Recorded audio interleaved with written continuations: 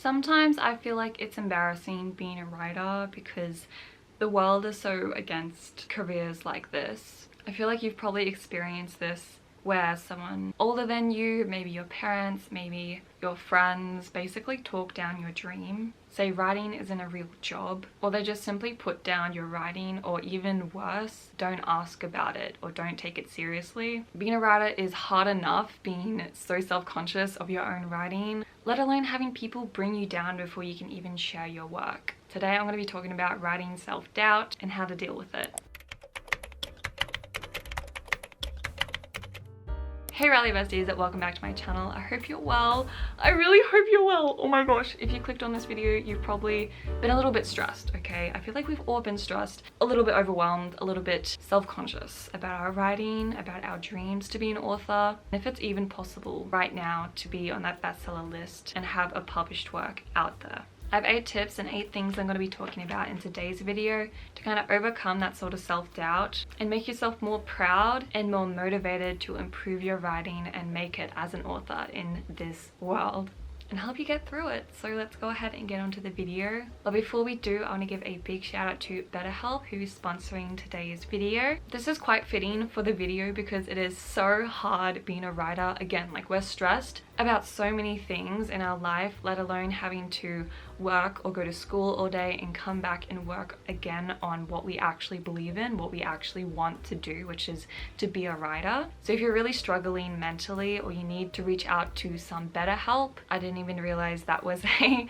little pun, because of course these tips can only take you so far. So if you really are struggling with mental health and maybe other things are going in your life such as family or school, and you think you might be getting into more anxiety and depression, I really encourage you guys to check out BetterHelp. If you guys don't know BetterHelp, BetterHelp is a mental health platform that provides online mental health services like therapy straight to you. BetterHelp makes it really easy for you to connect with licensed therapists who are trained to listen and give unbiased and very helpful advice for you and your particular specific situation. Honestly, starting therapy is really scary, and I understand if you kind of have some qualms about it. If you're confused of where to go or kind of just intimidated by seeking out a therapist in your town or anything, you can do it online with BetterHelp, which gives a lot more flexibility for your life.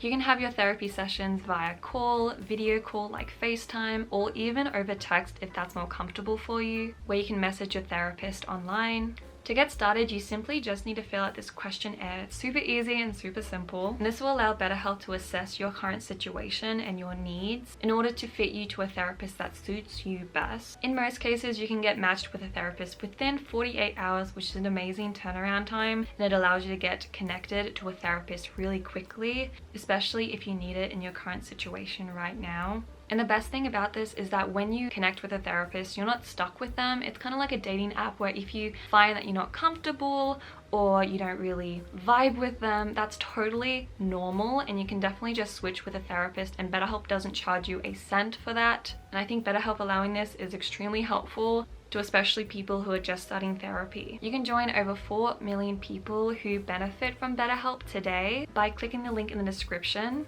Not only will you be helping me and yourself out so much by clicking that link, but you will also get 10% off your first month of therapy sessions with BetterHelp. So yeah, thank you so much BetterHelp for sponsoring this video and allowing me to share this amazing online platform with you guys, because if you are really struggling right now with life, I mean, life is just so stressful, even outside living and surviving with all the wars and conflict going on in the world. So if you need someone to talk to, BetterHelp will help you do that. Anyways, let's go ahead and get onto the list about how to deal with self-doubt as a writer. The first thing I really encourage you guys to do if you are really struggling with, I don't know, maybe you even feel alone with being a writer and you haven't really shared your work or shared your struggles, I definitely recommend you to reach out to someone who's really close to you and share those thoughts with them. The first thing you should just do is just to talk to someone about it. Even talk to God. Like, I talk to God all the time and I just pray and say how much I'm struggling. So you can also pray to God if you'd like, or just talk to yourself in the mirror.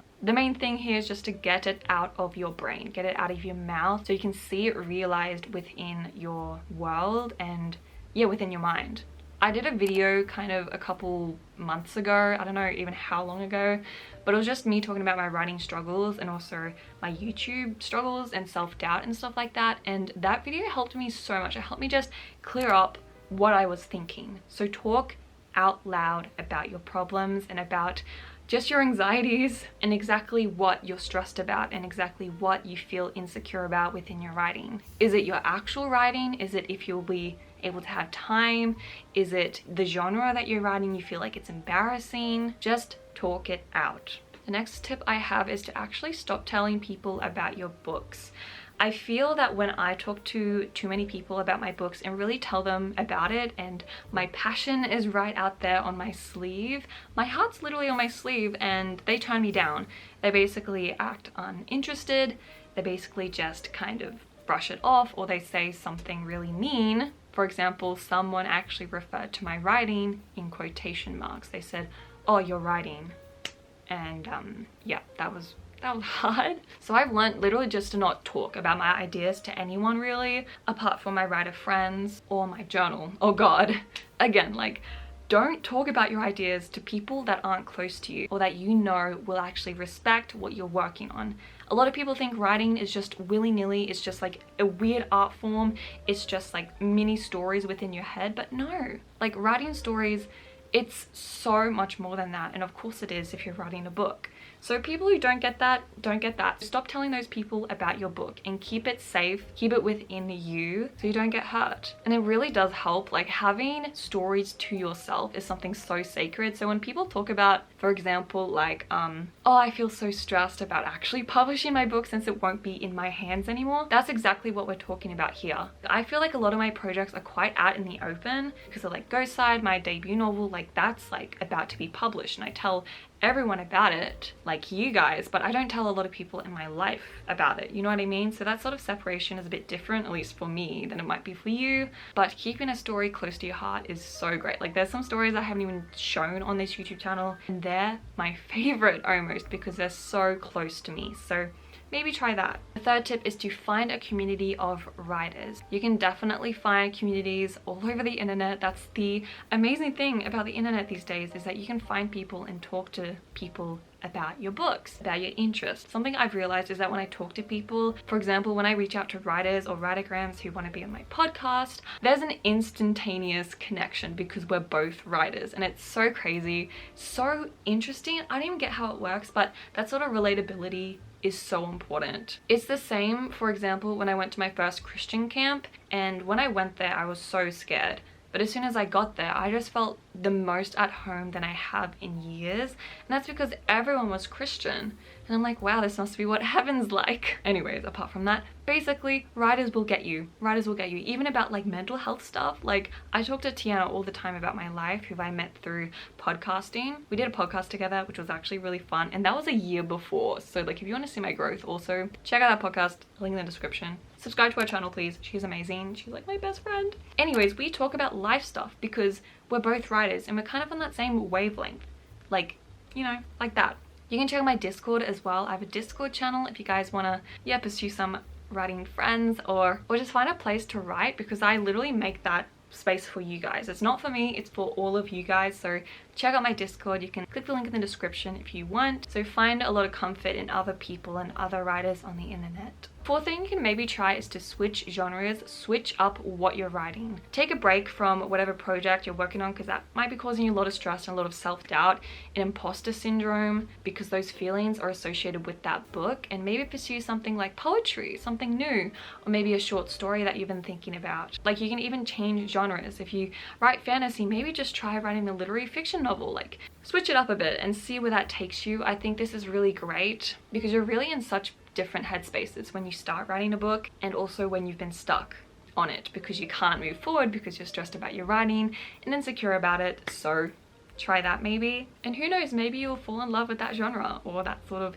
medium of storytelling. But maybe try that out. The next tip is probably the best tip I have, which really does encourage me, and that is to read your own work. Read your old work. In most cases, at least in my cases, I'm like, oh my gosh, I'm kind of a good writer. And me and Tiana talk about this a lot, where it's kind of like she reread some of her stuff and she's like, oh my gosh, who wrote this? Was it me? Yeah, it was. Or it can be on the other side where basically it's terrible, but you can see how much you've improved. So either way, I feel like it's quite good to read your own old writing. I always get inspired. Even just like reading it and acknowledging that it's on the page and that I've written it into existence is kind of crazy, and it's something that I love to do. So make sure you maybe read your own work because that helps a lot. The next tip is to remind yourself that you will improve. A lot of people say quantity is better than quality with writing, where basically just write more instead of writing more specifically, where you write a sentence and you delete it straight away because it's not good enough. No, write more so you can improve more instead of writing better so you can become better. Does that make sense? Does that even make sense? But remind yourself that you will improve. And this is another tip, which is actually to look at success stories of authors or authors your age, authors in your genre.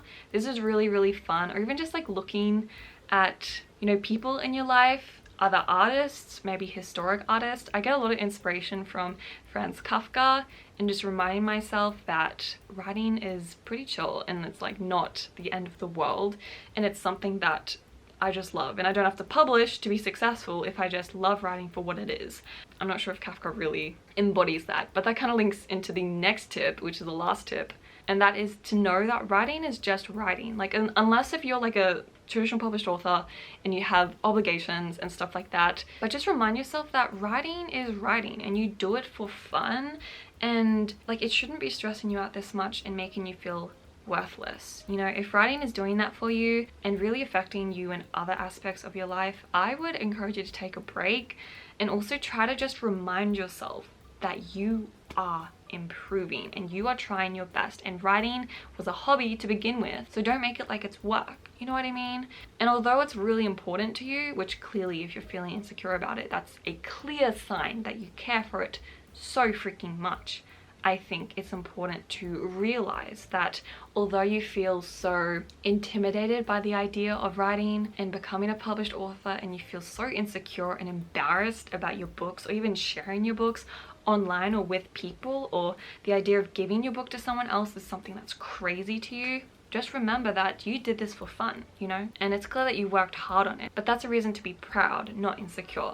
Does that make sense? I don't know if that does. Also, when I was editing, I came up with a new sort of thing that I think is really important for writers to know, and that is the fact that you need to actually finish your projects, because I feel like a lot of writers become insecure because they have self-doubt because they don't finish their own projects, so they don't even have confidence in themselves. So how would they have confidence in their work and in sharing their work, if that makes sense? So make sure you finish all your projects that you start to actually, build up that self-confidence and self sort of accountability, if that makes sense. But maybe that will help you as well.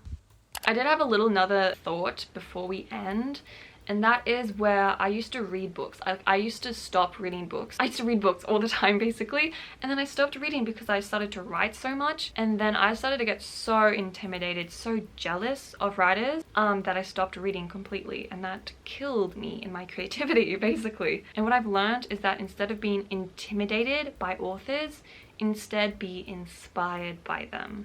And although this is really hard, but just having the knowledge that, hey, these authors, are more experienced than me. They actually have like a group around them. I'm doing this on my own, and that's such a slay.